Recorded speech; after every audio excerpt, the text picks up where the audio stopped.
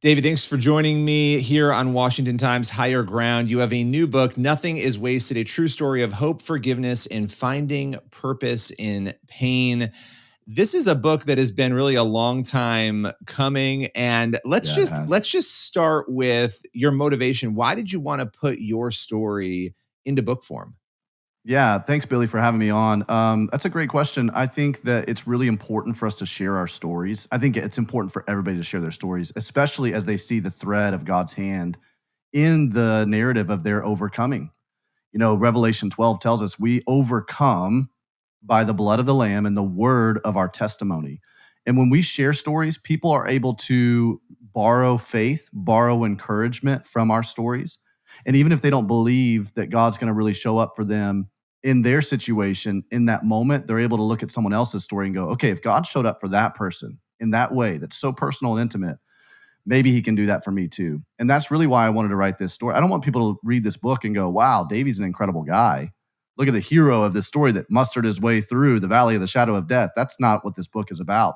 It's about an incredible God. And the reader sees that over and over and over at every turn, God showing up for me to bring a particular insight, a particular revelation that was so timely in a myriad of different formats and from different people. And that's how God works. That's how he shows up in our stories. And that's what I wanted to document.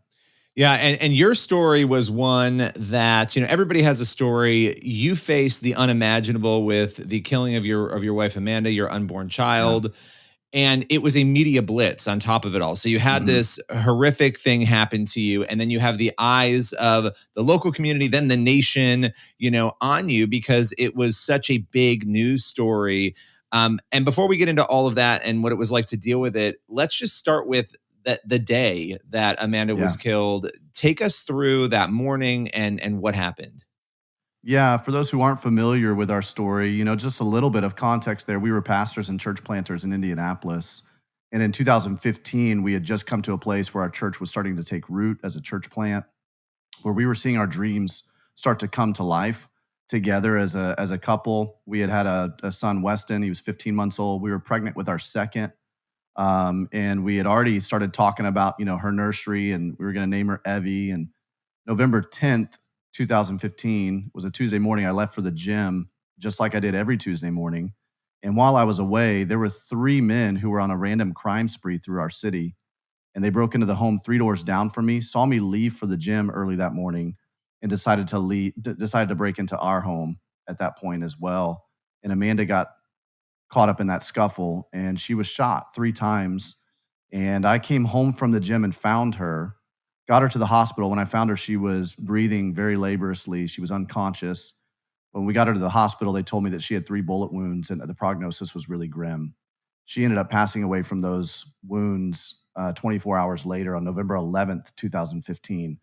And that was 4 years to the day that we had packed a moving van up from South Carolina and left our dream job as youth pastors at this large church in South Carolina to move to Indianapolis to answer the call to plant this church. And so I was left overnight. Now I've just lost my best friend, my soulmate, my ministry partner. I was now a single dad to Weston. I just lost my unborn baby, Evie. And then all the cascading dreams that you have from what life is going to be like and growing old together and raising these kids together, all of a sudden those are all gone too. And then we're also trying to help our congregation grieve from the loss of Amanda. They were so closely connected to her, and as you said, it ended up being very much in the public eye as well, so that added a layer of complexity to it. Yeah, and I just want to commend you too because I don't think people realize how hard it is to recount. Interviewers can ask you over and over, "Tell me about the day." I would imagine it's incredibly painful to It again and is. again and again have to share this. And so I appreciate you being willing to do it because there is such a story of redemption coming out of this. But before we even get there, what was it like? You mentioned having those dreams, those hopes. It was 4 years to the day that you guys packed up and you Yeah. moved. What sort of questions were going through your mind as you were journeying through this when it comes to God and feeling that calling and you listen to the call, you go, and then here you are, the unthinkable happens. I would imagine you were pondering why God. Yeah. Oh, yeah. That's one of the first questions that arises in these kinds of situations for all of us. And I'm no exception. especially since I had this idea or this expectation of God that as long as we were following after him, as long as we were in the center of his will, that we were always going to be protected, we were always going to be safe. I kind of had this like Benjamin Franklin philosophy in a lot of ways that like we were going to be healthy, wealthy, and wise. You know, maybe not wealthy because we were in ministry, but you know what I mean? It was a little Yeah. bit more of this idea that like God was going to buffer us. And so I had this expectation of who God was and what he was going to do for me, which is kind of the vending machine Western Christianity God that we construct. Often we find ourselves constructing God in our image rather than recognizing that we are made in his image.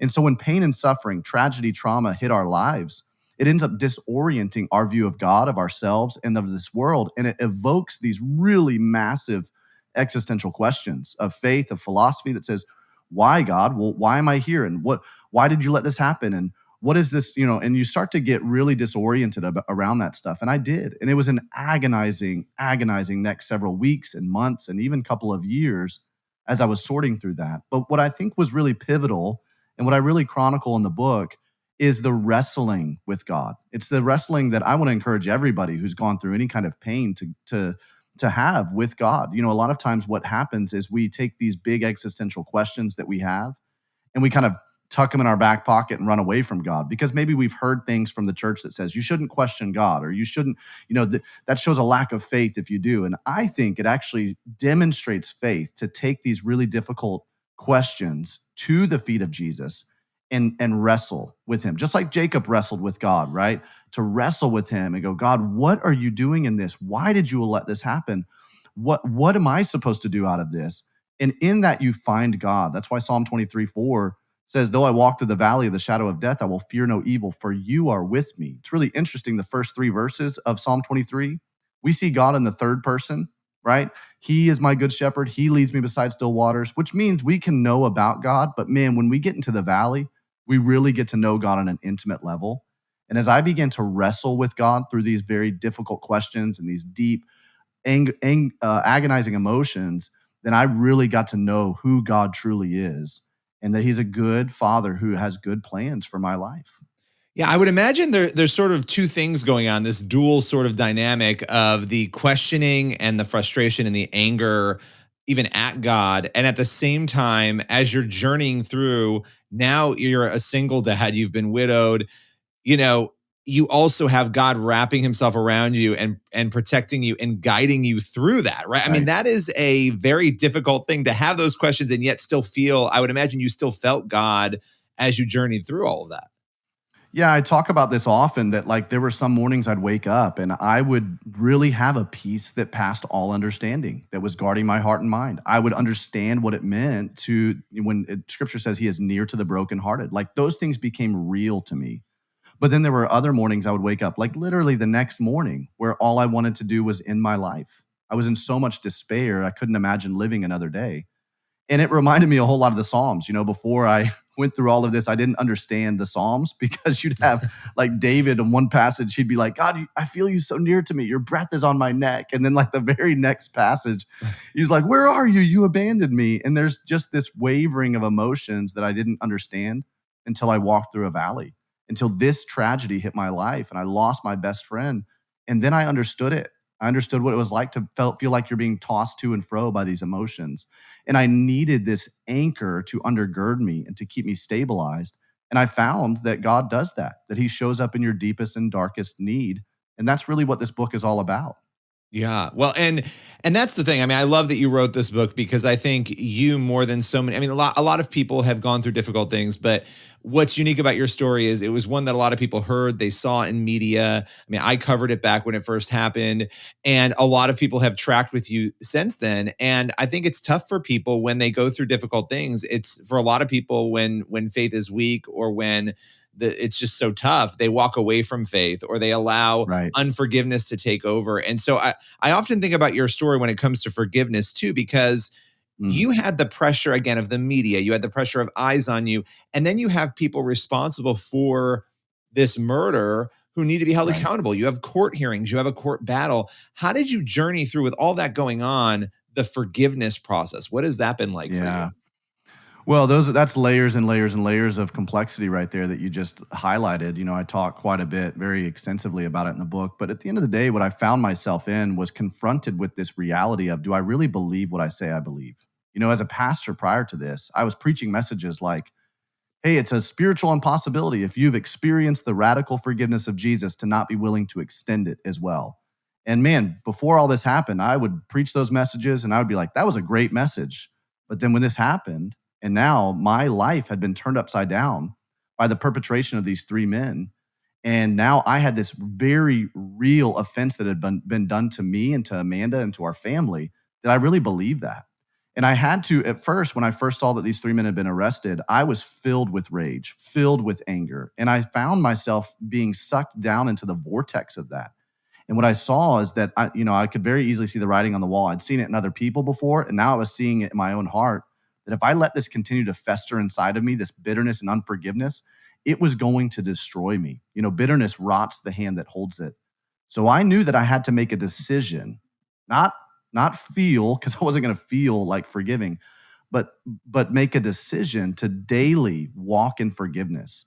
And as I did that, I began to discover more about the freedom that forgiveness offers to ourselves. Forgiveness is our part. And what we're doing in forgiveness simply is trusting God with vengeance, trusting God that He is the arbiter, that He is the judge, that He is the one that's going to make all things right. And that we're not going to try to take it into our own hands, because that's just going to destroy us and the people that we love around us. And so when I did that, as I started to operate in an upside down kingdom and begin to share, instead of hatred and bitterness and forgiveness, and instead of oozing that out of my life, began to share hope and love and forgiveness, people were coming to know Christ. They were finding freedom, as I would preach and pastor. And what that did, Billy, was it ticks off the real enemy of my story, right? Yeah. The real enemy are not the three men that killed Amanda. The real enemy is Satan. He's come to steal, kill, and destroy. And if I want to get vengeance on Satan and not let him win twice in my story, then I have to operate in the upside down kingdom of Jesus and have weapons of righteousness. And those weapons are forgiveness, love, mercy. And as I do that, more people come to know Christ and Satan is ticked off. So I feel like I'm in a boxing ring sometimes with Satan, the real enemy, just jab after jab after jab. And that's what I call that redemptive vengeance. And I think forgiveness sets us free, and it brings and exacts redemptive vengeance on the real enemy. Yeah, absolutely. I mean, forgiveness is, I think a lot of people, and this is talked about quite often, but it's important because we all struggle with it. We assume forgiveness is always for the other person, right? In your case, for the killers, for the murderers. And really, forgiveness is much deeper than that. It's about not being controlled by that hatred, right? It's about not being controlled by whatever it is that somebody else did. A lot of times those people have moved on or they don't care, and you're still holding on to that anger and rage that's controlling you. And in your story, I think one of the things that's impacted so many people is seeing how you've reacted, how you've journeyed through it. And you talk a lot about this, and nothing is wasted. But one of the other elements of your story, I would imagine there were points, I mean, you said even waking up where it's like, I don't even want to live anymore, where you thought, there's no hope for me. There's nothing that's going to come, and here you are now, you are remarried, you have a beautiful family. I mean, talk a little bit about, now that you can see that redemptive fabric and how it was brought together, what it's sort of like to reflect on what came after. Yeah, one of the best images that I have that I can give to people in this is that when you're walking through the valley, it feels very dark and foreboding. I mean, it is very difficult. You can't see one step ahead of you sometimes, but scripture tells us His word is a lamp to our feet and a light to our path, which means as we hold His word out, we can take the step that He's calling us to take. And that's really what it looks like to walk through the valley. Isaiah 30 tells us that He will be like a voice. Though He give you the bread of adversity and the water of affliction, His voice will whisper to you, this is the way, walk in it, right? And when you're in the middle of the valley, when you're trying to move through this trauma or tragedy that you're going through, sometimes it feels like every day I just need to take one step at a time, and follow the good shepherd through this valley. And that's really what you see come out in the book. And most of the book is written about God just showing up and giving me one step at a time. And then as I did that, I started to come through the valley. The only way out of your valley is through the valley. I started to come through the valley. And then as I started to emerge out of that valley, I could look back on the valley. And now I can look back and I can see the beauty that the valley is and what God has done in me and what God has done through me. And what ended up taking place then is as I was wrestling through these big questions like, will I ever have a meaningful marriage again? Will I ever have a meaningful ministry again? Will I ever, all these things that you feel like the enemy has robbed and stolen from you, that you have these hopes and dreams for, God began to answer those things one step at a time. So, I write about this toward the end of the book that I met this incredible woman a little over a year after Amanda passed away, and she woke my heart up. I never thought my heart would be able to be woken up again, but for whatever reason, I saw her and she woke my heart up. And then about 3 months later, after this woman was avoiding me like the plague, even though she was attending the church that I was pastoring at the time, about 3 months later, I very, pastorally cornered her in a conversation. And I just began to ask her about herself. And I found out why she was avoiding me, that she was avoiding me because her stepdad was one of the chaplains for the Marion County prison system. And he had been assigned to the three men who killed my wife. He was sharing the gospel with them every single week. And I was so profoundly impacted by that here's this woman that it really intrigued me, right? From a romantic standpoint. I mean, we weren't dating at the time, but I was very interested in her. And she was that closely connected to my story.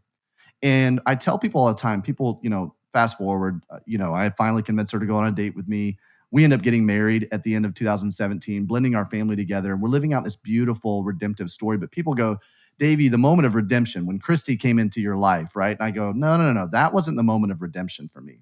That's like icing on the cake. That's like the overflowing of the cup, right? Is what that was. God is so faithful to begin restoring things in your life, but that's more restoration.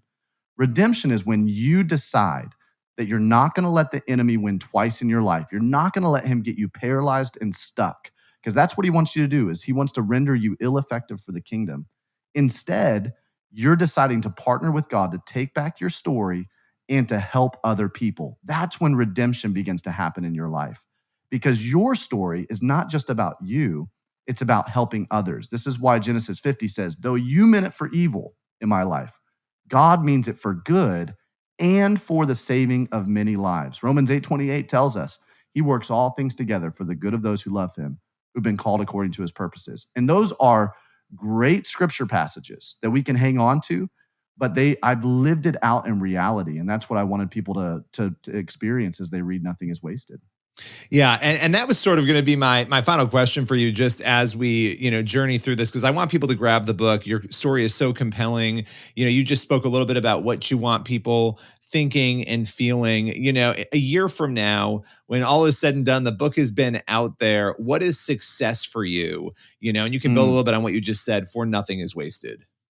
Well, success for me is that people experience Jesus. That's success for me. That when they read this book or they encounter the other parts of our ministry, Nothing is Wasted, whether it's some of the content that we have online or whether they enlist one of our coaches or whether they go through Pain to Purpose, whatever it is however they interact with us, we want to be the placeholder for God to do the refining work in their life. That's why our logo, that's why you're going to see it all throughout the threads of this book and in our ministry, is an anvil. Well, what an anvil is it's the placeholder where a blacksmith takes this piece of metal that would otherwise be discarded, puts it on the anvil, right, and begins to hammer it, chisel it away so it can be wielded for the purpose that it was intended to be wielded. It can be repurposed and shaped for something great. And that's what I want people to experience. That's success for us, is that people find healing, they find hope, and then they realize, man, God has built inside of me a purpose that the enemy could not thwart. And now I'm going to repurpose this pain that I've gone through, and I'm going to leverage it to help other people in this world. And that's success for us. Well, and that's what you've been doing with this journey and this story. The book is Nothing is Wasted, a true story of hope, forgiveness, and finding purpose in pain. I appreciate you joining us and sharing your story today. Yeah, thank you so much, Billy. It's an honor.